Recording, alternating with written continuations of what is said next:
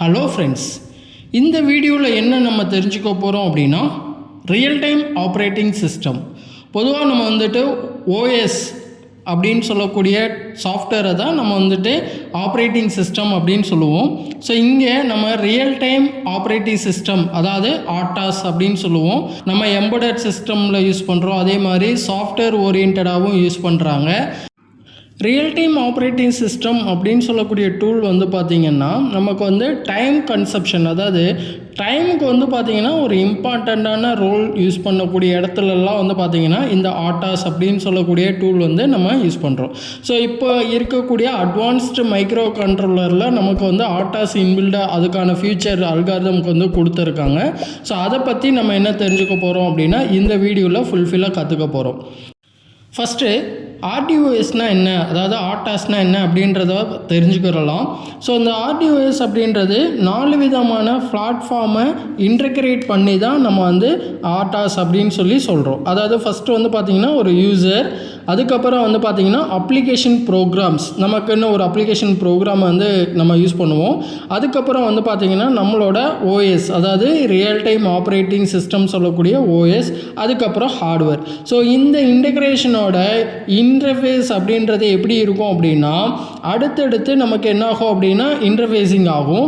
அடுத்து வந்து பார்த்திங்கன்னா ஹார்ட்வேரோட இன்டர்ஃபேஸ் அப்படின்றது திருப்பி நமக்கு எங்கே கனெக்ட் ஆகும் அப்படின்னா ஓஎஸ் கூட கனெக்ட் ஆகும். அதே மாதிரி வந்து பார்த்திங்கன்னா அப்ளிகேஷன் சாஃப்ட்வேரோட லிங்கிங் இருக்கும்.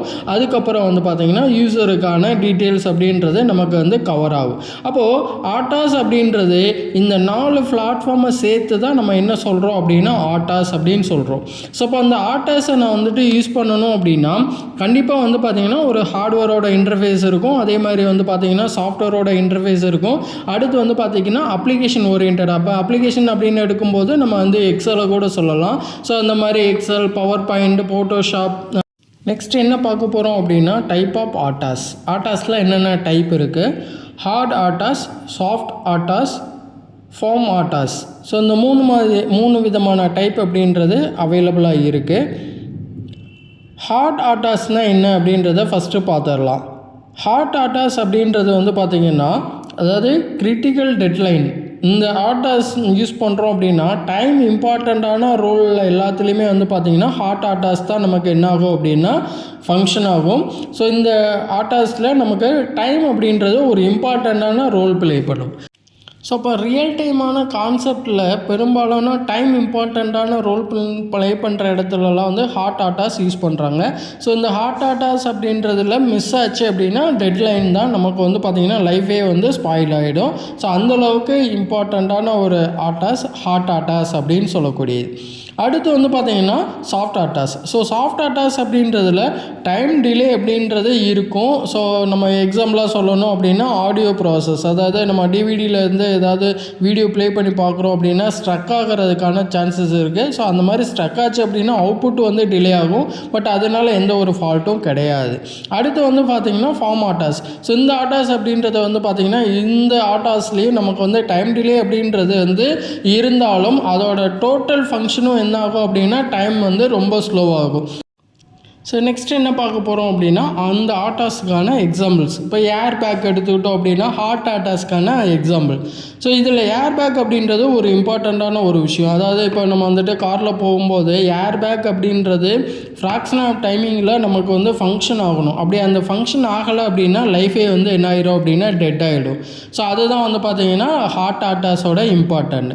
ஸோ அடுத்து வந்து பார்த்திங்கன்னா ஏர்க்ராஃப்ட்டுக்கு வந்து பார்த்திங்கன்னா டைம் அப்படின்றது ஒரு இம்பார்ட்டண்ட்டான ரோல். ஸோ அங்கேயும் நமக்கு வந்து அந்த டைம் அப்படின்றது மிஸ் ஆச்சு அப்படின்னா அந்த இடத்துல என்ன ஆயிரும் அப்படின்னா டோட்டல் சிஸ்டமும் வந்து கொலாப்ஸ் ஆயிரும். ஸோ அதனால வந்து பார்த்திங்கன்னா இந்த மாதிரி இடத்துலலாம் நமக்கு வந்து என்ன பண்ணுறாங்க அப்படின்னா ஹார்ட் ஆட்டாஸ் அப்படின்னு சொல்லக்கூடிய இந்த ரியல் டைம் ஆர்டிஓஎஸ் தான் என்ன பண்ணுறாங்க அப்படின்னா யூஸ் பண்ணுறாங்க. ஸோ நெக்ஸ்ட் வந்து பார்த்திங்கன்னா சாஃப்ட் ஆட்டாஸுக்கான எக்ஸாம்பிள்ஸ். இப்போ வாஷிங் மிஷின் யூஸ் பண்ணுறோம். ஸோ இந்த வாஷிங் மிஷின் அப்படின்றதில் ப்ராசஸ் வந்து டைம் டிலே அப்படின்றது இப்போ ஏதாவது வந்து ட்ரம் ரொட்டேட் ஆகிறதுக்கு டைம் டிலே ஆகலாம், இல்லை அந்த ப்ராசஸ் வந்து கொஞ்சம் டைம் எடுத்து எக்ஸிக்யூட் ஆகலாம். ஸோ இந்த மாதிரி நடக்கும்போது ஃபங்க்ஷன் அப்படின்றது டிலேயாக இருக்கும், ஆனால் அதனால லைஃபுக்கு எந்த ஒரு ஃபால்ட்டுமான இருக்காது. அப்போது இது வந்து பார்த்திங்கன்னா சாஃப்ட் ஆட்டாஸ் அப்படின்றதுக்கான ஒரு எக்ஸாம்பிளாக நம்ம வந்து எடுத்துக்கலாம். ஸோ அடுத்து வந்து பார்த்திங்கன்னா நமக்கு வந்து டிவிடி டிவிடி பிளேயர். நான் முன்னாடியே சொன்ன மாதிரி ஒரு வீடியோ வந்து ப்ளே பண்ணி பார்த்துட்டு இருக்கும்போது அந்த இடத்துல வந்து ஏதாவது ஸ்ட்ரக் ஆச்சு அப்படின்னா அந்த வீடியோவோட ஸ்ட்ரக் ஆகுறதுனால நமக்கு வந்து லைஃபோட ப்ராப்ளம் அப்படின்றது எதுவும் கிடையாது. ஸோ திருப்பி அகைன் வந்து நம்ம அந்த வீடியோவை என்ன பண்ணிடலாம் அப்படின்னா திருப்பி பார்த்துக்க முடியும். ஸோ டெட்லைன் அப்படின்றது கிடையாது. ஸோ இப்போ நம்ம என்ன தெரிஞ்சுக்க போகிறோம் அப்படின்னா எம்பெடட் சிஸ்டமில் ஆட்டாஸ் எந்த மாதிரிலாம் நமக்கு வந்து யூஸ் ஆகுது அப்படின்னு சொல்லிட்டு நம்ம தெரிஞ்சுக்கிறலாம். ஸோ எம்பெடட் சிஸ்டமில் நம்ம வந்துட்டு மல்டி ஃபங்க்ஷன்ஸ் அதே மாதிரி சிங்கிள் டாஸ்க் அப்படின்னு சொல்லுவோம். அப்போ ஒரு சிங்கிள் டாஸ்க் அப்படின்னா சூப்பர் லூப் அப்படின்னு சொல்லக்கூடிய ஒரு ஃபங்க்ஷன், அதாவது ஒரு டாஸ்க் அப்படின்றத நம்ம வந்து யூஸ் பண்ணியிருப்போம். அது வந்து டாஸ்க் 1 2 3 அந்த மாதிரி இருக்கும்.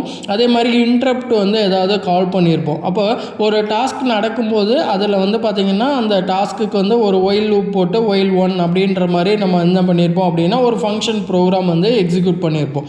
இந்த இடத்துல வந்து நமக்கு வந்து அந்த இன்ட்ரப்ட் இருந்தது அப்படின்னா அந்த ஒயில் 1 அப்படின்றது ரன் ஆகும். அதே மாதிரி இன்ட்ரப்டில் போயிட்டு இன்ட்ரப்ட் ஃபங்க்ஷனும் வந்து கால் ஆகும். ஸோ இந்த ரெண்டு ப்ராசஸும் வந்து பார்த்திங்கன்னா ஒரு டைம் டிலே அப்படின்றத வச்சு தான் நமக்கு என்ன ஆகும் அப்படின்னா எக்ஸிக்யூட் ஆகும். அப்போ இதில் கண்டினியூஸாக இந்த டாஸ்க் ரன் ஆகும்போது ஏதாவது ஒரு இடத்துல நமக்கு வந்து டிலே அப்படின்றது கண்டிப்பாக இருக்கிறதுக்கான சான்சஸ் இருக்குது. அப்போது இந்த லூப்பை தான் நம்ம என்ன சொல்கிறோம் அப்படின்னா அது வந்து சூப்பர் லூப் அப்படின்னு சொல்லுவோம். அந்த ஒயிலில் இருக்கிறதுனால நமக்கு கண்டினியூஸாக அந்த ப்ராசஸ் அப்படின்றது நமக்கு என்ன ஆகிட்டு இருக்கும் அப்படின்னா ரன்னிங்கில் இருக்கும். ஸோ இது வந்து பார்த்திங்கன்னா சிங்கிள் டாஸ்கில் நமக்கு வந்து ஒரு மைக்ரோ கண்ட்ரோலர் வந்து நம்ம நார்மல் யூசேஜுக்கு யூஸ் ஆகும்போது இந்த மாதிரி தான் நடக்கும். அதே இது வந்து பார்த்திங்கன்னா ஆட்டாஸ் அப்படின்னு சொல்லக்கூடிய இந்த டெக்னிக் நம்ம இந்த அல்காரிதம் யூஸ் பண்ணும்போது மல்டி டாஸ்க்கை வந்து நம்மளோட இந்த கண்ட்ரோலரில் பண்ணிக்கலாம். இப்போ ஒரு CPU இருக்குது அப்படின்னா நான் வந்து டாஸ்க் 1 டாஸ்க் 2 டாஸ்க் 3ன்னு சொல்லிட்டு இந்த மாதிரி ஒரு 5 டாஸ்க் வச்சுருக்கேன் அப்படின்னா எனக்கு இந்த 5 டாஸ்க்கையும் எந்த டைமில் எந்தெந்த டாஸ்க் வந்து எக்ஸிக்யூட் ஆகணும் அப்படின்றத அந்த ஆட்டாஸ் அல்காரிதம் என்ன பண்ணும் அப்படின்னா டைம் வந்து ஷெட்யூல் பண்ணிடும். அப்போ அந்த டைம் ஷெட்யூல் பண்ணுறத தான் நம்ம என்ன சொல்கிறோம் அப்படின்னா ஆட்டாஸ் கர்னல் அப்படின்னு சொல்லுவோம். ஸோ அப்போ அந்த ஆட்டாஸ் கர்னல் அப்படின்றத வச்சு தான் எனக்கு டாஸ்கில் வந்து பார்த்திங்கன்னா எனக்கு இப்போ ஒயில் லூப்பில் வந்து நான் ஒரு சிங்கிள் ஒயில் லூப் இருக்கலாம், 2 ஒயில் லூப் இருக்கலாம்.